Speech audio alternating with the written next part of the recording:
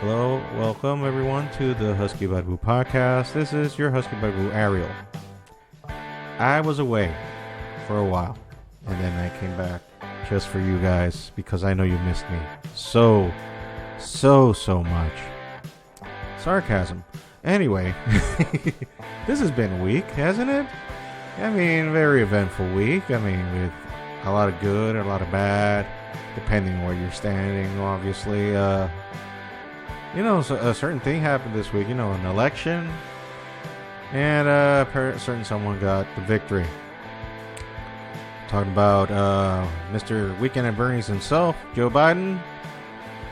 God help us all. I'm not a Democrat or a Republican, so I don't have a dog in this fight. So just letting you know, FYI, in case you didn't already know, Biden won.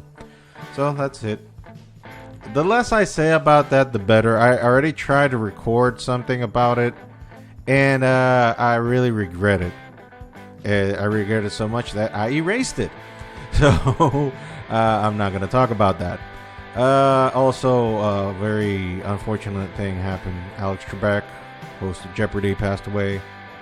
All you old school people that have been watching Jeopardy for all these years, he's been the host, and he announced last year that he had cancer, and, well, cancer won. So, sorry to give you a downer, but that's what happened, unfortunately. So, yeah, we got that. New president, hopefully things will end up well. Let's just say that. I don't have faith in any politician whatsoever. Doesn't matter what side they are, but I just want cooler heads to prevail, and let's just hope that that is the case. We got a few news to talk about on this podcast because we need content.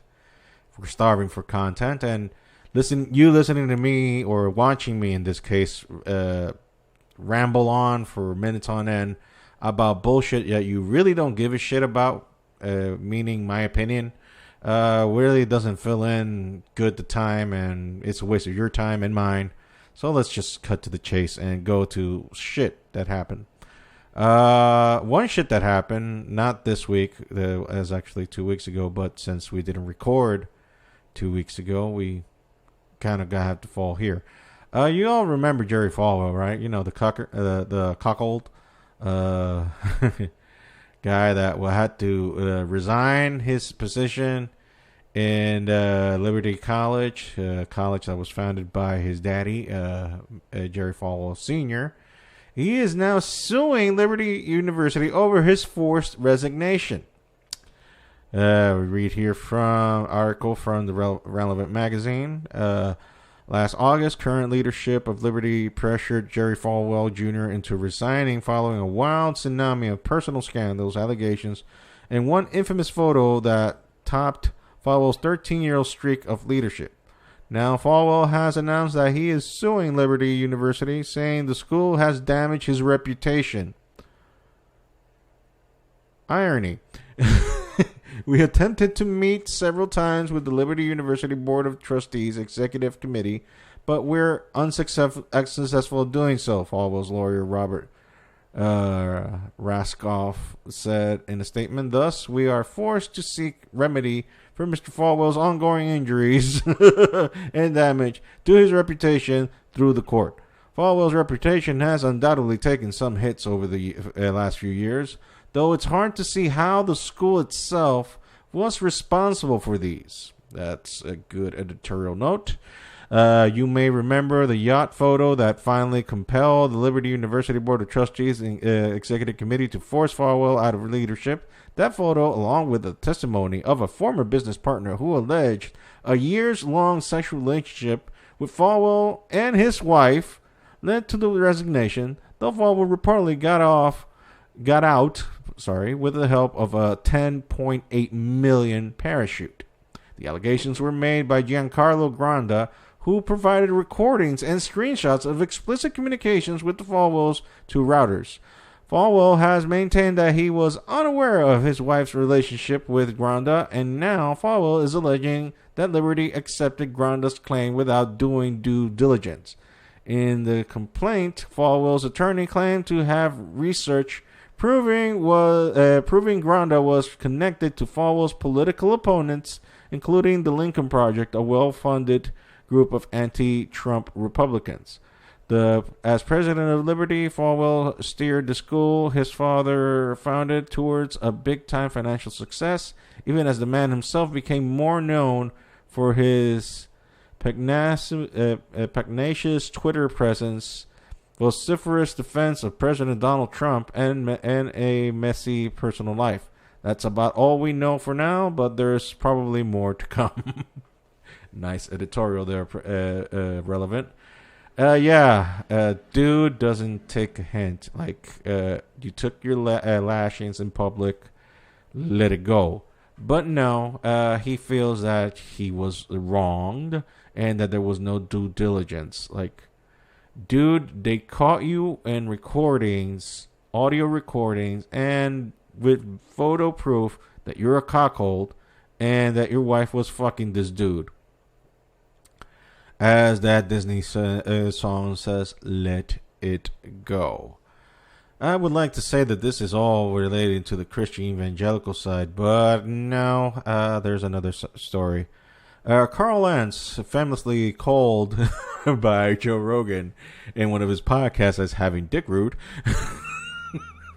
What does this have to do with the news? I don't know. Maybe it does. I mean, let's stay tuned. We'll find out very shortly. Hillsong East Coast pastor Carl Lentz has been fired for moral failures. Again, relevant. Carl Lentz has released a statement on Instagram about his termination from Hillsong New York City, admitting to a marital infidelity. Now, that I don't joke about. That's bad. I was unfaithful in my marriage, the most important relationship in my life, and held accountable for that, Lentz wrote. This failure is on me and me alone, and I take full responsibility for my actions. Lentz said that he did not do an adequate job of protecting my own spirit, following my own soul, and reaching out for the readily available help that is available. When you lead out of an empty place, I've been there, I kind of relate, not the cheating department, but leading a church from an empty place. You make choices that have real and painful consequences. I won't read the whole thing, but that he posted on his Instagram account, which, by the way, was a picture of him and his family. That fucking hurts. Lentz post follows a statement from Hillsong founding pastor announcing that Lentz would be fired for leadership issues and breach of trust, plus a recent revelation of moral failures. Lentz planted Hillsong New York with Houston's son Joel in 2010. His Instagram post, Lentz apologized for his actions and thanked the elder Houston for allowing us to lead, allowing us to thrive, and giving us room to have a voice that you have never stifled or tried to silence. Thank you for your grace and kindness, especially in this season, as you have done so much to protect and love us through this. I now begin a journey of rebuilding. This is him again. Rebuilding trust with my wife, Laura, and my children, and taking real time to work on and heal my own life and seek out the help that I need. I am deeply sorry for breaking the trust of many people who have loved serving and understand that this news can be very hard and confusing for people to hear and process. I would have liked to say that this with my voice to you in person because you are owed that, but the opportunity will not have. So to those people, I pray you can forgive me and that over time I can live a life where trust is earned again. Lentz said that he and his family don't know what this next chapter will look like, but we will walk in it together very hopefully and gracefully for the grace of God. Wednesday, Hillsong founding pastor Brian Houston sent an email to Houston East Coast informing them that Carl Lentz had been fired as a lead pastor of New York City location. And there continues the recent events that were already unfolded. I'm not going to kick a guy while he's down. Not defending the action that he did, but, it's hard when it's wife and daughters and kids. And let me see the picture. He has 3 kids, 2 girls and 1 boy. And if I might say so myself, his wife, it does not look bad. I might say so that. But then again, you don't know. I am not hard on human beings. Humans fail. And in the case, why am I being different to Jerry Falwell and being different to Carl Lentz? Is it because Carl Lentz was the pastor to celebrities? I mean, he was infamously related to the conversion of Justin Bieber into Christianity. And he talked to a lot of celebrities. He preached to a lot of celebrities. He was well known in the celebrity market as the pastor of the famous people and whatnot. And the Jerry Falwell thing is just that I don't know. It's difficult. I'm very open-minded in terms of understanding that people have flaws. But when you pretend to be this indestructible moral fiber being, this pillar of hope to people, and you just want to double down and say it's not true, we can think of past examples. For example, Jimmy Swaggart, the PTL club and all that other stuff from the past. Christianity. We do have a nice history of keeping it in the pants, don't we? Oh, Jesus. Anyway, this guy, at least, he came out with it. He didn't play the long game of hiding and pretending that, no, that's true. I'm gonna lawyer up and I'm gonna fucking fire, throw bombs at you. Not like Jerry Falwell's doing. Like, he just keeps doubling down. This guy straight up admit, yeah, I fucked up, and hopefully his marriage can recover. Hopefully. I mean, if he was honest and sincere to his wife, I don't know what the hell happened from there. Best of luck to him. I'm not going to bury the dude. He's going through enough shit as it is right now. So, I don't know the dude.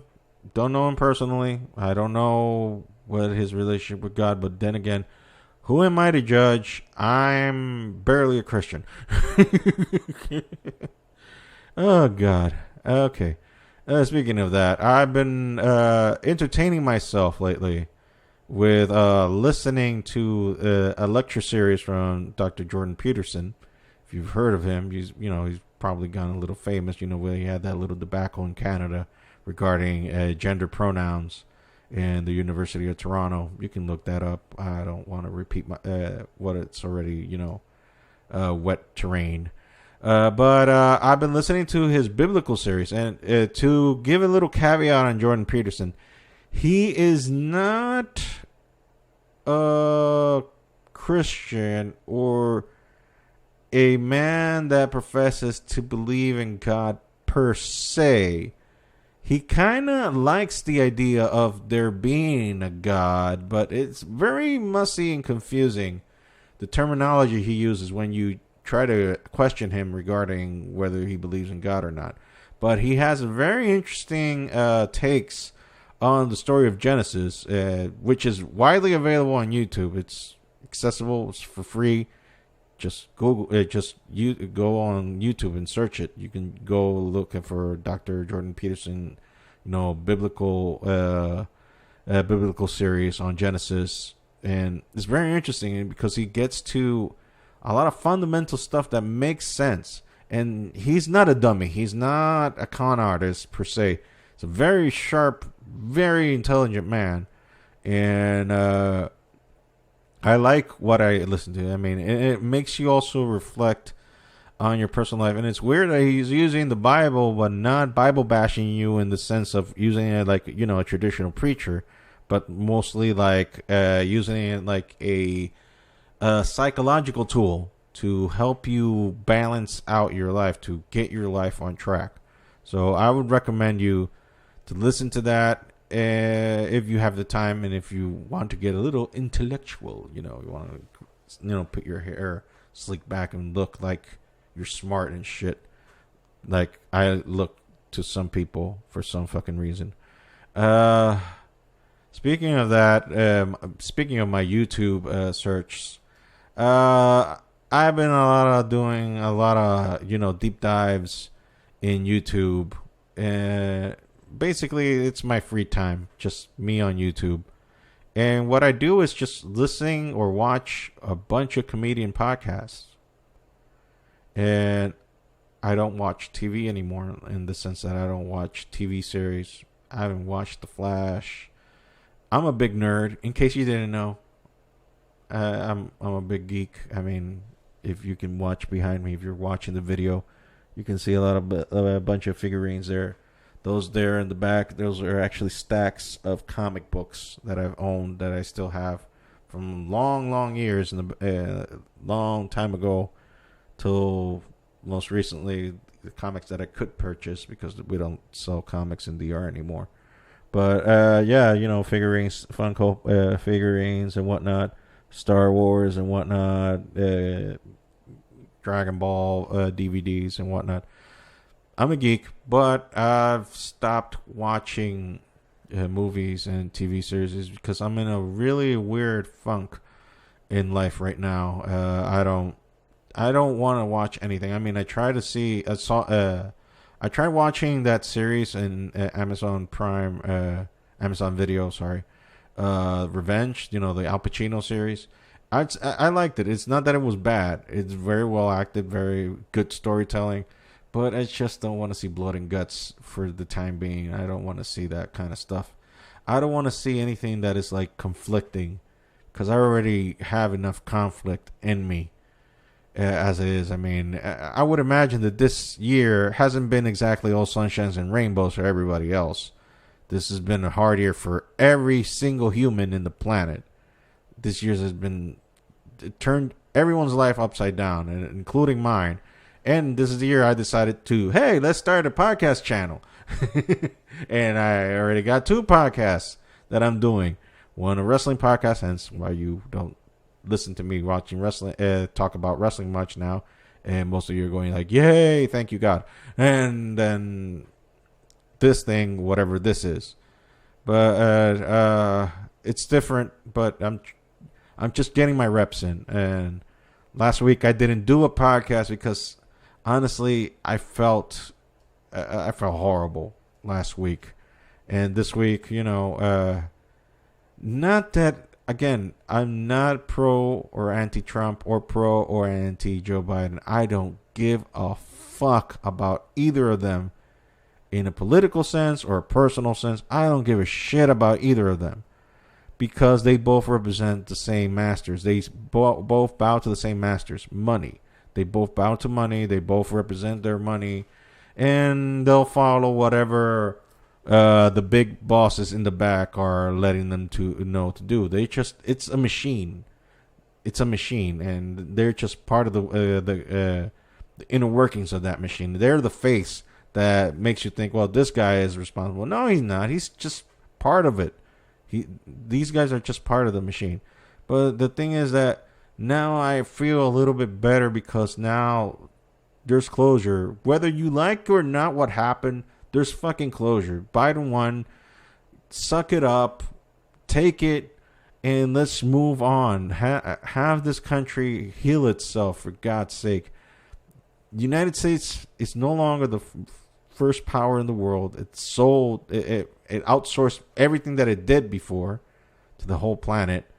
And it has spent the last years just bitching and crying and bickering to itself for its past misdoings.